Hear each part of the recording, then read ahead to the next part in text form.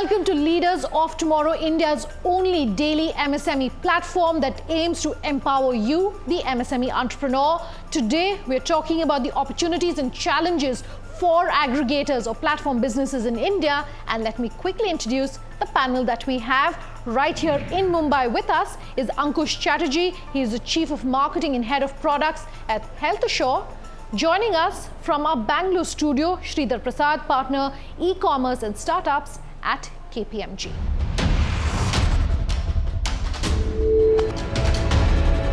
Ankush, Sridhar, thank you very much for your time with us tonight to really talk about some of the things that are changing as far as the aggregator or the platform business in India is concerned, and also for this to be a one-stop shop for anyone who's watching the show to say, I'm interested in this model. This is what perhaps some of the things that I need to keep in mind. So thank you very much again for your time.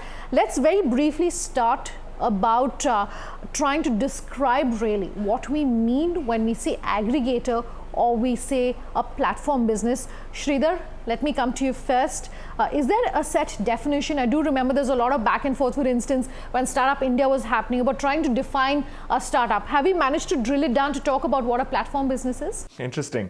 So it's actually a digital ecosystem which is created today where the age-old classifieds model is brought in online at a far larger scale with far larger categories, right from healthcare to food to services to second-hand goods to pretty much everything in the country.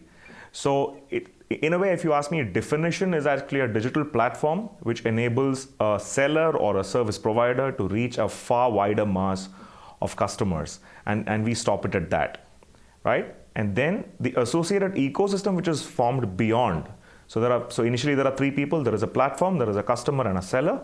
And then there are people who support the overall ecosystem. They also form a part of an aggregator or a platform business. These could be your logistics players, these could be your cataloging companies, these could be your translation companies, imaging companies, so on and so forth.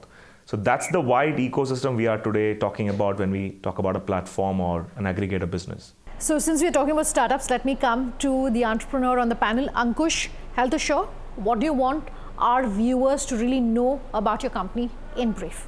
Sure, Sunanda. Firstly, thank you for having me on the show. And so HealthySure is an aggregator of primary care networks pan-India. So what we have done is we have built a fairly comprehensive network of healthcare providers across 1,000-odd cities and with 3,000 plus centers. And to end consumers, what we are essentially solving is the accessibility, discoverability problem. And we are offering all of those services on a single platform at significant discounts as compared to the market price, right? So that's what we are kind of bringing in to the table. Speaking of startups, the one thing that is necessarily needed or majorly needed when we're talking of startups is the tech platform. At the core of the business, of course. Talk to us about how you went about developing, Ankush, that tech platform. How did you identify that these are the problem areas, this is the kind of technology that we need? So we see ourselves a little differently. So we see the way we position ourselves and the way we think of ourselves internally inside the organization is we are a healthcare organization first, enabled by tech. So we are a little different from people who have, kind of integrated a bunch of technologies and then brought solutions on that platform, number one. Once we have identified the problem areas, right, health tech being an area, and we have also identified the segments that we want to go after, be the insurers, the B2B2C players out there, as well as your corporates, right? We've obviously brought in a fairly strong IT infrastructure in place to enable some of these, right? So our solutions today are working off the mobile platform. I mean, we understand mobile is omnipresent, and we've obviously built in that capabilities both for Android, both on Android as well as for iOS. We also have a web version. We have a very strong product management team on board, right? We also have consumer intelligence teams who are constantly looking at the technologies that's coming up, be it artificial intelligence, machine learning, natural language processing, and things like that, as to what are some of those interfaces that we want to bring into the solution, how do we make it, useful for the consumers at the end of the day. So those are, some of those experiments or R&D efforts that are still continuing, even though we are still a startup. Okay, fair enough. Sridhar, my question to you is just picking up on what Ankush has just spoken about in terms of the tech platform. But my question to you is about anyone who's watching the show to say, I have a great business idea. It is something that is possibly going to look at tier 2, tier 3, etc. You definitely need to have a strong tech platform in place. At a time when our infrastructure, when it comes to technology, is still not very strong, the back end is still not really strong. How does one possibly overcome that? Do you have a bird's eye view really of the situation in the country that you might like to add on? No, absolutely. I think the positive side of the story is what Ankush explained, and most of the large players today are investing heavily on the customer-facing side of a platform business. So there is a lot of AI, back-end data analytics to predict how a customer behaves. But where we see our nation still not there is on the seller or the partner listing and the partner platform. We need to understand that the customer's internet maturity is far higher than the seller's internet maturity. So let's take a person sitting in Surat who is maybe a fabric or a garment manufacturer. For him to list on a platform today, he needs to understand the tech requirements, he needs to understand the inventory, mirroring requirements, cataloging and imaging, right? And just imagine that guy's internet savviness as of today. He may have a smartphone, but he may not have ventured much into a B2B internet-driven business yet. I mean, take a tier 2, tier 3 town, a service provider or whoever it be. So I believe the next coming 1 year, most of the large players in India would want to bridge the gap there by spending a lot of time in helping them onboard and continually work with platforms in a very easy manner. And their mobile is the key. I mean, we can't expect all of them to have a computer or a laptop always, right? So that's an area where we believe there will be a significant advancement in India, where the seller experience or the partner experience is treated at par with the customer experience. And the only way to bridge it is better technology, and I would say an easier adoption model for these guys to have a continual engagement with the platform. Gentlemen, this is a question for both of you. We are talking about tier 2 and tier 3. I want to take that a step further and talk about the unorganized market in India. A lot of startups, of course, in a country like India are also looking at that sector, particularly I would say in the finance space, to bring in the unbanked onto a banking platform. If you're looking at that sector, we're talking about the kind of infrastructure and the network issues. How does one possibly then overcome that? You're saying it's an opportunity on one hand, but also, of course, there's a huge challenge on the other. So we are aware of the challenge, right? And especially as we look at reaching out to some of these customers with healthcare kind of solutions, right? One of the interesting solutions that has come up in recent times is, so we have these agents, right, that are situated in these tier 2, tier 3 towns in rural areas. So customers are very comfortable walking up to the nearby Kirana stores, and through these agents or POS individuals, they get their financial needs or healthcare needs service, right? So we started looking at some of these, new distribution channels to reach out to these tier 2, tier 3 customers. Okay, so innovation is really what it's going to take. Sridhar, in your opinion, would you agree with Ankush that we have to look at perhaps differentiated models? So totally agree, because Ankush just started at the tip of the iceberg. I am personally aware of about 2.5 lakh centers like these, and we call it assisted commerce. We have got Aadhaar centers, we have got ticket booking centers, we have got assisted commerce companies spread all over the country, and there the local trust is the key. To add to that, I mean, I don't think there's a challenge. I think it's an immense opportunity in the country if you focus on the next layer of transaction, next layer of shoppers, next layer of adopters.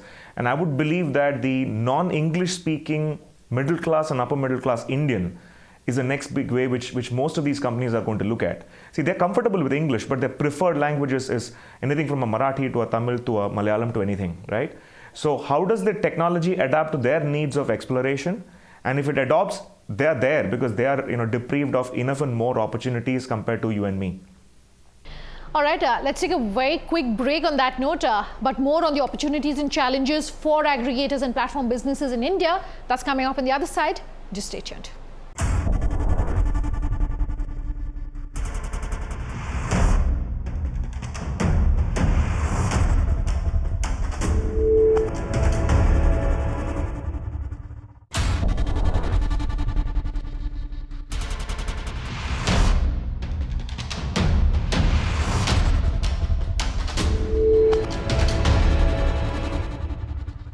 Welcome back. You're with us here on Leaders of Tomorrow, and tonight on the show we're talking about the opportunities and challenges for all of our viewers when it comes to the aggregator or platform business here in India. So then let's also talk about perhaps the big picture when it comes to the opportunities and the challenges of Tier 2 and Tier 3. Sridhar, I want to come to you on that first. You have to look at innovation, you have to look at differentiated models perhaps. You also perhaps have to look at, like you were saying, Tamil, Marathi, etc., differentiated languages that you're offering it in. Absolutely. Language is just a medium. And what does language prevent? It prevents friction. Today, many people in India who are in the Tier 2, Tier 3 towns have a friction while they are exploring, and they get stuck at the payment gateway. Because India's payment gateways, most of them says OTP, says Visa password, XYZ, and they're not comfortable with that kind of a medium, right? So the moment we are able to adopt a far more simplified financial medium loaded with their preferred language, the number of transactions which go through will be far higher. Okay, do you agree? Yeah, I agree. Although I'll say this, Sridhar. So we've also seen some very interesting consumer insights, right? Although customers inherently in some of these towns prefer transactions and communication in their local languages, but they still like to give out the perception of being able to converse and understand in English, because a lot of these people, they talk about the fact that I've upgraded to a smartphone because I want to feel as part of that genre or that tier of people, right? So it can be a double-edged sword at times, right? And I've seen a lot of solutions being rolled out in vernacular languages haven't done too well. People, even though they have that little bit of frictions, tend to gravitate towards the English-driven solutions and pick those up as well. Okay, Right, so very well said, aspirational Ankush. insight. Aspirational, yeah. That's actually the dichotomy here, because when there is high engagement, they need local language support.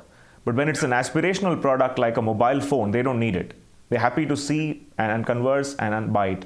So it's actually, I would say that it's actually both sides to it. But high engagement purchases, like say an insurance policy, they may need a local language support. Absolutely. Okay, fair enough. Let's talk about one thing that all entrepreneurs are very keen on talking about and becomes, of course, critical to the business, and that's funding. Raising money for models like this. In India, of course, we are seeing this wave where there's a huge amount of aggregators, platform businesses, which are being set up, which are coming into existence. Is it becoming perhaps easy? Sridhar, give me an industry view. Ankush, if you can give me a company view about raising funds, about being able to convince investors that this is a viable business model. Interesting, your last word is the most important one. The business model, is it catering to an existing need? Platform businesses which has to create a new need for a customer base will bleed money. But an existing need where you have a white space because there is no digital connection or there's no digital platform, there the cost of customer acquisition is lesser. So funds are smart now. I mean, they're not willing to now start a fresh bleed-driven business, right?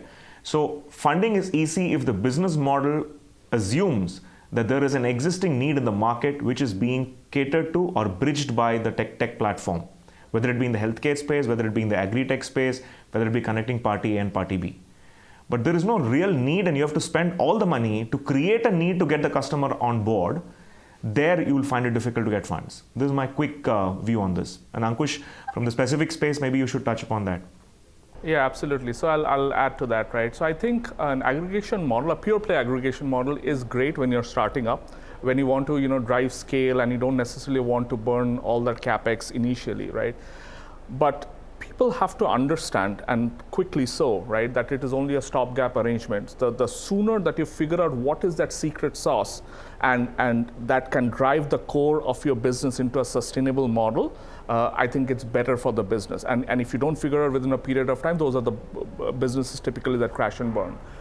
Over a period of time, what I've also seen that investors have gotten smarter, right? So nowadays, a lot of questions are asked around that, right? What is that IP that you own, right? What's that edge in your business model that gives you a clear differentiation over that of the competition, for example, right? A few years back, if you come out with an aggregation, that was a hot and the buzzword in the market, and you could get funding, no longer so. Okay, so that's something for our viewers, of course, to keep in mind. I also want to talk about government regulation for this space. We had started this panel by talking about, Startup India, for instance, and government regulation around that space. I do remember a lot of people who've come on our show previously have said, we want the government to have a hands-off approach when it comes to innovation, when it comes to the digital space, when it comes to the tech space. Both of you gentlemen, would you agree that perhaps it is best that the government doesn't come up with specific regulation, maybe a regulatory framework, but specific regulation when it comes to the aggregator space, when it comes to the platform space, is not something that's really been welcome? Sridhar, if I can come to you on that first. Sure. So here, Sunanda, this is actually a relatively easier business model for a regulator or any of the ecosystem to evaluate and take a call, because this is a pure listing business. And in India, a classifieds business, traditionally has not created much of a regulatory hassle. Where we had the debate and concerns were on anything to do with retail. That's where a single brand, multi-brand kind of rules came in.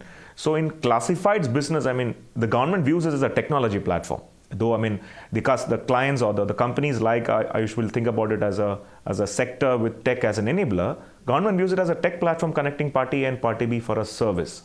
So from that perspective, it's actually a leaner model for the government and for the larger ecosystem with not much of complication. The complication comes when it actually is competing with an existing business model, which is like retail, where there is a separate set of regulations. What would you say to that? So if I had my way, I would love for the government to kind of come in with frameworks and kind of let us work within those frameworks, number one. In the healthcare space, you have additional complications, right? Around security, around, so data security is one, security of patient records. There is roles that you can play that's governed by the IRDA. So we have different levels of complications, right? But I also think somewhere it also opens up opportunities, right? Because they have a certain view of what can work in the market. Entrepreneurs typically are always figuring out what are those gaps that are not necessarily addressed by the government or the IRDA regulations today, right? And it has brought up, and evolved interesting business models to capitalize on some of those as well, right? So I think it works a little bit both ways. It works both ways. All right. Just to add there, the platform business is not a shortcut. That's one advice we should look at and give to all the entrepreneurs, right? Platform business is a connector model. So you have to comply with the regulations on one end. The one end could be healthcare, could be insurance, could be financial services where you have to do the KYCs because that's what the government is mandating for a normal business, right? So connecting a normal business digitally means you have to comply with all the requirements of the normal business, whether it be healthcare, financial services, whichever it be. So that doesn't take away because you are currently a tech platform integrating party A to party B. But the majority of the party B to comply, in a way, directly, indirectly is your responsibility.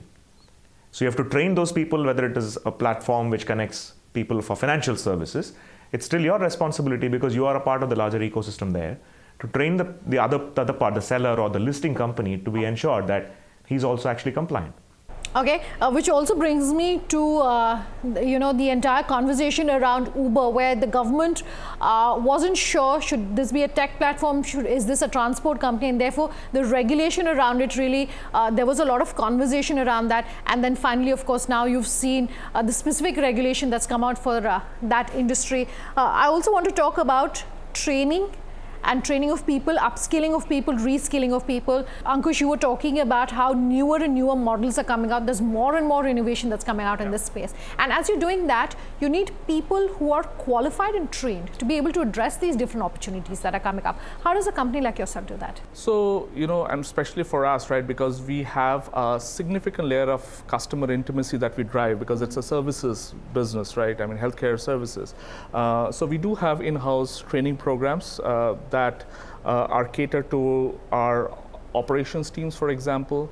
There is a lot of technology trainings, right? So for our product management teams to pick up, newer technologies that's out there on the block, which we keep doing on a periodic basis. We also tie up with external organizations, especially as we get into the senior, mid to senior level leadership. Okay. How about the broader market? Sridhar, you look very closely at the startup space. Indications are that you don't have more than maybe 20% of all people who are coming into the workforce at best who are actually trained for tech jobs.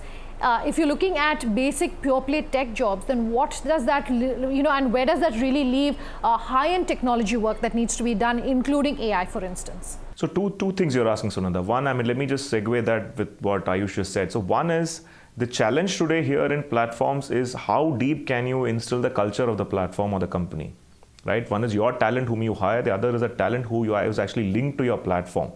So that's one part which I want to just pick up from where Ayush left, of how efficient is your training and your culture imbibing program for your extended partners.